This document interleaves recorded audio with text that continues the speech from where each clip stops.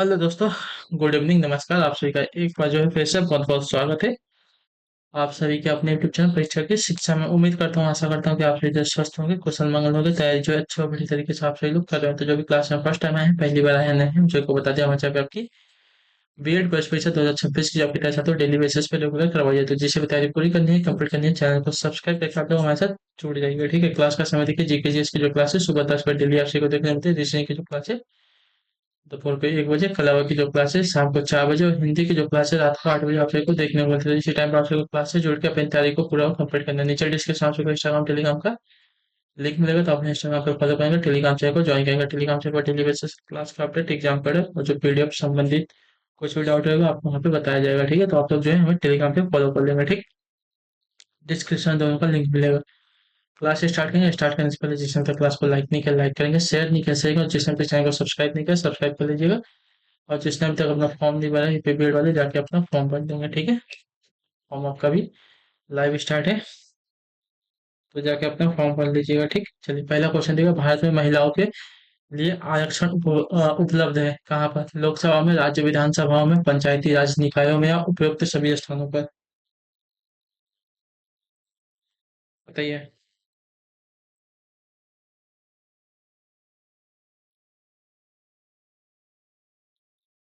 चलिए उत्तर दीजिए, इसका टेंशन क्या हो जाएगा।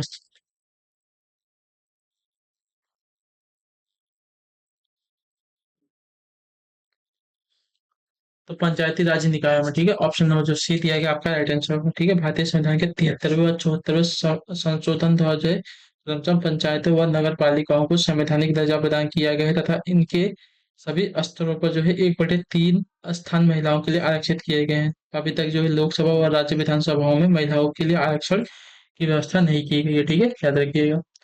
अगला प्रश्न देखेंगे आपके सामने क्या दिया गया है। 52 नंबर, निम्नलिखित में से कौन सा रोजगार प्राथमिक क्षेत्र से जुड़ा हुआ नहीं है? ठीक है, टोकरी बुनने वाला, माली, कुम्हार, या पुजारी? तो पुजारी आपका सेवा क्षेत्र में आता है, यानी कि तीसरे क्षेत्र का रोजगार हो जाएगा। तो ऑप्शन नंबर जो डी दिया गया आपका राइट आंसर होगा। ठीक, चलिए अगला क्वेश्चन देखेंगे। 53 नंबर, 21 जून को दोपहर को सूर्य की स्थिति एकदम सिर के ऊपर कहाँ पर होती है? बताइए। भूमध्य रेखा पर, 23.5 डिग्री उत्तर में, 23.5 डिग्री दक्षिण में, या 66.66 डिग्री जो उत्तर में, क्या होता है? तो ये आपकी होती है 23.5 डिग्री उत्तरी अक्षांश पर। ठीक है, ऑप्शन नंबर जो बी दिया गया आपका सही उत्तर होगा। उत्तरी गोलार्ध में 21 जून को जो है, 21 जून को 23 सही 1/2, यानी कि 23.5 डिग्री उत्तरी अक्षांश, यानी कि कर्क वृत्त पर जो है दोपहर को सूर्य की किरणें लंबवत पड़ती हैं। इस दिन जो है दोपहर को कर्क रेखा पर सूर्य की स्थिति ठीक सिर के ऊपर होती है। चलिए अगला है आपका 54वां प्रश्न। ई कॉमर्स, ई लर्निंग, ई बैंकिंग, ई कॉमर्स आदि निम्नलिखित में से कौन सी सेवाएं हैं? व्यापार सेवाएं हैं, उपभोक्ता सेवाएं, उत्पादन सेवाएं हैं, या ई सेवाएं हैं? तो ये सभी आपकी ई सेवाएं हैं। ठीक है, ऑप्शन नंबर जो आपका डी दिया गया आपका सही उत्तर होगा। ई कॉमर्स, ई लर्निंग, ई बैंकिंग, एम कॉमर्स आदि जो है इंटरनेट आधारित सेवाएं हैं, जिन्हें ई सर्विस कहते हैं। Email, multimedia, display, chatting, video conferencing आदि अन्य प्रमुख ई सेवाएं होती हैं। ठीक है, 55 नंबर, दो या अधिक देशों के मध्य होने वाले व्यापार को बताने के लिए निम्नलिखित में से कौन सी शब्दावली प्रयुक्त होती है? तो देखिए, उसको जो आपका अंतर्राष्ट्रीय व्यापार कहते हैं। ठीक है, ऑप्शन नंबर जो आपका सी दिया गया आपका सही उत्तर होगा। दो या अधिक देशों के मध्य होने वाले व्यापार को जो अंतर्राष्ट्रीय व्यापार कहते हैं। वैश्विक स्तर पर अंतर्राष्ट्रीय व्यापार का विनिमय विश्व व्यापार संगठन यानी कि WTO द्वारा किया जाता है। ठीक है, 56वां सूची योग का उचित मिलान कीजिए। ठीक है, चलिए भारत का संघ, तो भारत का संघ का मिलान हो जाएगा राष्ट्रपति के साथ। ठीक है, ग्राम पंचायत का सरपंच के साथ होगा। नगर निगम का हो जाएगा महापौर यानी कि मेयर के साथ। ठीक है, राज्य का राज्यपाल हो जाएगा। ठीक है, चलिए तो आपका मिला है। भारत का संघ राष्ट्रपति प्रमुख होता है, ग्राम पंचायत का सरपंच प्रमुख होता है, नगर निगम का मेयर महापौर प्रमुख होता है और राज्य का राज्यपाल जो है प्रमुख होता है। क्लियर। चलिए, कोड देख लीजिएगा आप लोग। 57 नंबर, निम्नलिखित में से कौन देश के वर्तमान नियमों में परिवर्तन कर सकता है, बताइए। देश के वर्तमान नियमों में निम्नलिखित में से कौन जो है परिवर्तन कर सकता है? राष्ट्रपति, उच्चतम न्यायालय, प्रधानमंत्री या संसद? चलिए,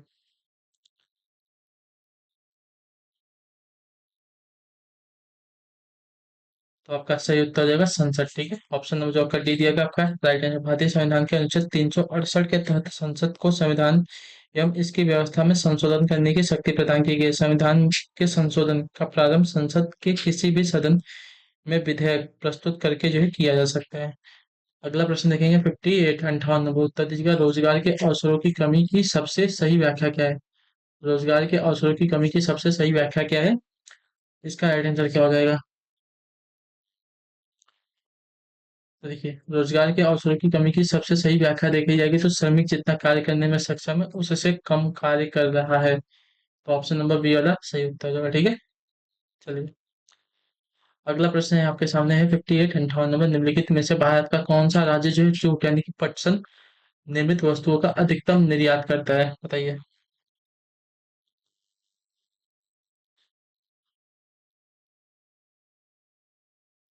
तो आपका उत्तर हो जाएगा पश्चिम बंगाल, ऑप्शन नंबर हमारा सी।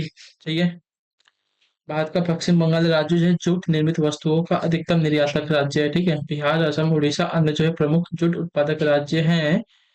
विश्व में भारत जो है जूट से निर्मित वस्तुओं का सबसे बड़ा उत्पादक एवं दूसरा सबसे बड़ा निर्यातक देश है।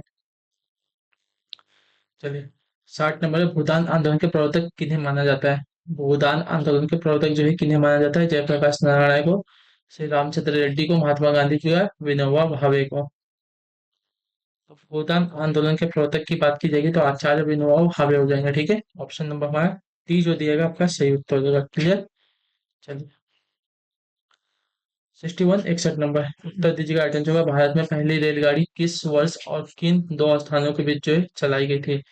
मॉर्निंग वाली जीके की क्लास में आपको बताया गया है। ठीक है, चलिए, इसका सही उत्तर क्या हो जाएगा? भारत में पहली रेलगाड़ी किन वर्ष किस वर्ष और किन दो स्थानों के बीच चलाई गई थी?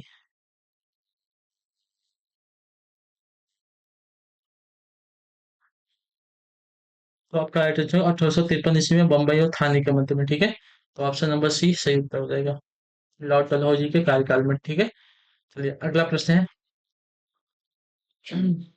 62 नंबर, निम्नलिखित में से किस राज्य में काली मृदा यानी कि मिट्टी जो है पाई जाती है? जम्मू और कश्मीर में, बिहार में, गुजरात में, झारखंड में? तो काली मिट्टी जो है कहाँ पर पाई जाती है? तो देखिए, आपका राइट आंसर यहाँ पे दिया गया है गुजरात, तो आपका ऑप्शन सी राइट हो जाएगा। ठीक है, काली मृदा जो है दक्कन के पठार में अधिकतम भाग पर जो है पाई जाती है। यह गुजरात तथा महाराष्ट्र में मुख्य रूप से जो है पाई जाती है। इस मृदा को रेगुड़ तथा कपास वाली काली मिट्टी भी कहते हैं। ठीक है, इस मिट्टी में चूना, लो मैग्नीशियम, एल्यूमिनियम तथा पोटेशियम की मात्रा काफी पाई जाती है, परंतु इनमें फास्फोरस, नाइट्रोजन और जैव पदार्थों की जो है कमी होती है। ठीक, 63 नंबर है, निम्नलिखित में से पुनः पूर्ति योग्य संसाधन कौन सा या कौन से हैं, बताइए। पुनः पूर्ति योग्य संसाधन कौन सा या कौन से हैं? तो इसका राइट आंसर आपका हो जाएगा साथियों सौर एवं पवन ऊर्जा। ठीक है, ऑप्शन नंबर जो आपका बी दिया गया आपका सही उत्तर है। सौर तथा पवन ऊर्जा नवीनीकरणीय ऊर्जा संसाधन है। ठीक है, ये ऊर्जा उत्पादन के शाश्वत स्रोत हैं तथा प्रदूषण रहित हैं। इनके अलावा जल विद्युत, ज्वारीय ऊर्जा, सागरीय तरंगीय ऊर्जा, भूतापीय ऊर्जा आदि नवीनीकरणीय ऊर्जा के अन्य प्रमुख स्रोत हैं। ठीक है, चलिए, अगले क्वेश्चन को देखेंगे 64 64 नंबर। और जिसने अभी तक लाइक नहीं किया होगा लाइक करेंगे, और चैनल को जिसने अभी तक सब्सक्राइब नहीं किया है नए बच्चे जो हैं सब्सक्राइब कर लेंगे, और जिसने शेयर नहीं किया है क्लास को शेयर कर दीजिए। ठीक है, बहुत इंपॉर्टेंट है। 10K के हम लोग करीब है तो इसको जल्द से जल्द कंप्लीट करेंगे। ठीक है, चौरी चौरा भारत के किस राज्य में है? महाराष्ट्र में, उत्तर प्रदेश में, गुजरात या बिहार? तो चौरी चौरा की अगर बात की जाएगी तो आपका सही उत्तर हो जाएगा यह उत्तर प्रदेश के गोरखपुर जिले में स्थित है। ऑप्शन नंबर आपका बी दिया गया है आपका राइट आंसर होगा। ठीक है, चौरी चौरा उत्तर प्रदेश राज्य के गोरखपुर जिले में स्थित है। यहाँ पर जो है 5 फरवरी 1922 को किसानों के एक जुलूस पर गोली चलाए जाने से कुछ भीड़ ने जो है थाने में आग लगा दी थी, जिसमें थानेदार सहित 21 सिपाहियों की जो है मृत्यु हो गई। और यह घटना चौरी चौरा कांड के नाम से जो है विख्यात हुई थी, और इस घटना के बाद जो है महात्मा गांधी ने असहयोग आंदोलन को वापस ले लिया था। ठीक है, चलिए। 65 पैंसठ नंबर, गांधी जी नामक सत्याग्रह आंदोलन दांडी मार्च जो है कब प्रारंभ हुआ था, बताइए। गांधी जी का नमक गांधी जी का जो नमक सत्याग्रह आंदोलन था, दांडी मार्च जो है कब प्रारंभ हुआ था, तो यह प्रारंभ हुआ था साथियों आपका 12 मार्च 1930 को। ठीक है, ऑप्शन नंबर हमारा जो बी दिया गया आपका राइट आंसर होगा। नमक कानून के विरोध में गांधी जी ने अपना नमक सत्याग्रह आंदोलन दांडी मार्च जो है 12 मार्च 1930 को साबरमती आश्रम से 78 समर्थकों के साथ प्रारंभ किया था। 6 अप्रैल को गांधी जी ने नमक बनाकर जो है कानून को तोड़ा था। ठीक है, चलिए अगला प्रश्न देखेंगे, आपके सामने है 66 नंबर, हिंद स्वराज नामक पुस्तक की रचना किसने की है। तो हिंद स्वराज नामक पुस्तक की रचना की अगर बात की जाएगी तो इसका राइट आंसर क्या होगा, बताइए। चलिए, तो इसके रचनाकार आपके मोहनदास करमचंद गांधी है। ठीक है, हिंद स्वराज नामक पुस्तक के रचनाकार आपके Mohandas Karamchand Gandhi, Mahatma Gandhi, option number C right है।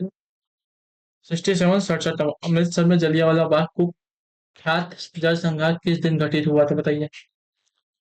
अमृतसर में जलियांवाला बाग कुख्यात जनसंहार जो है किस दिन घटित हुआ था, तो ये आपका घटित हुआ है साथियों 13 अप्रैल 1919 को। ऑप्शन नंबर जो आपका बी दिया गया आपका राइट आंसर होगा। ठीक है, अमृतसर में जलियांवाला बाग हत्याकांड बैसाखी के दिन 13 अप्रैल 1919 को हुआ था। इस दिन यहाँ पर जो है डॉक्टर सत्यपाल और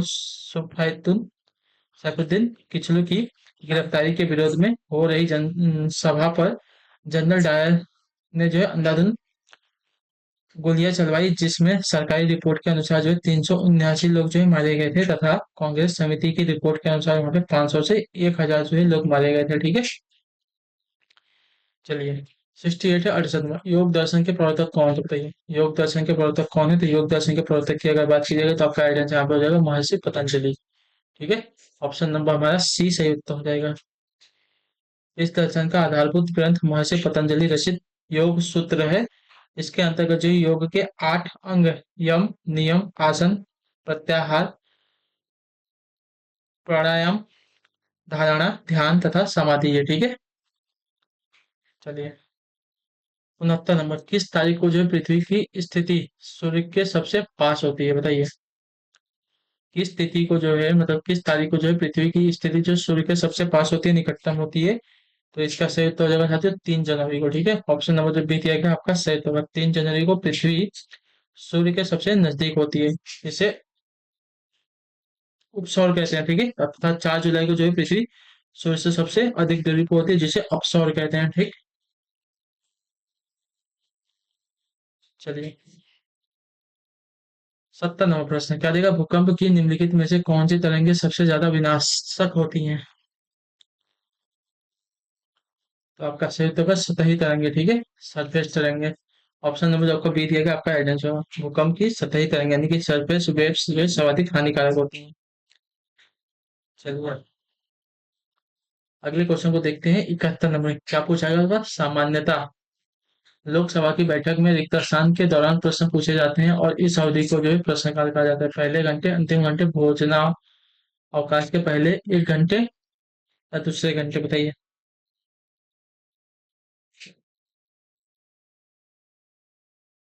तो इसका राइट आंसर होगा पहले घंटे के। ठीक है, ऑप्शन नंबर जो ये दिया गया आपका सही है। तो क्लियर हो गया। सामान्यतः लोकसभा की बैठक के पहले घंटे के दौरान जो है प्रश्न पूछे जाते हैं, और इस अवधि को जो है संसदीय भाषा में प्रश्नकाल कहा जाता है। प्रश्नकाल के दौरान सदस्यों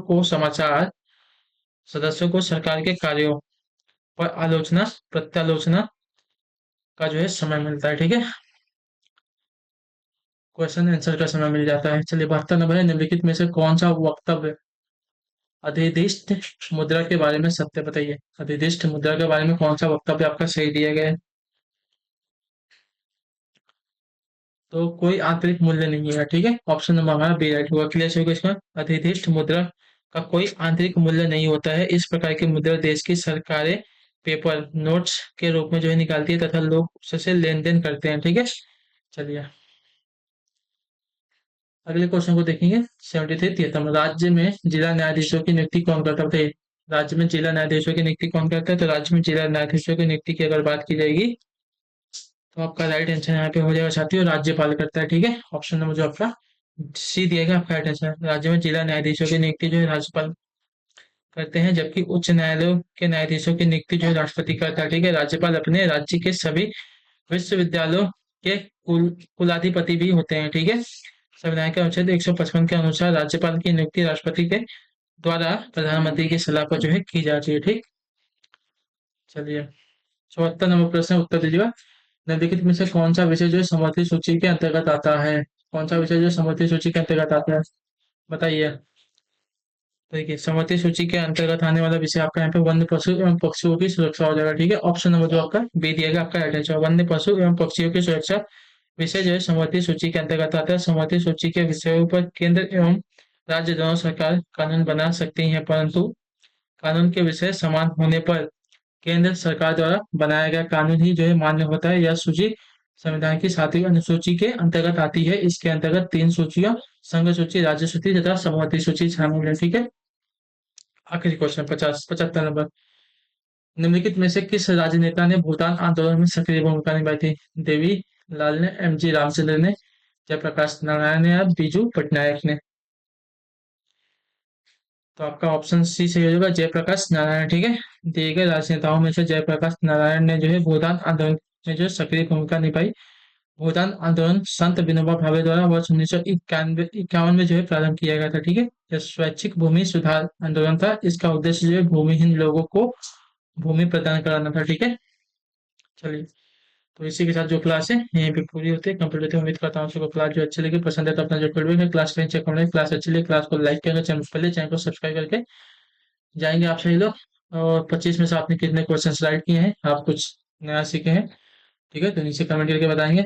उम्मीद करता हूँ आपसे को क्लास अच्छी लगी, तो आपसे शाम मिलते हैं आपकी अगली क्लास में। तब तक के लिए टाटा बाय बाय, जय हिंद, जय भारत। आपसे क्लास से जुड़ने के लिए बहुत बहुत ही धन्यवाद साथी।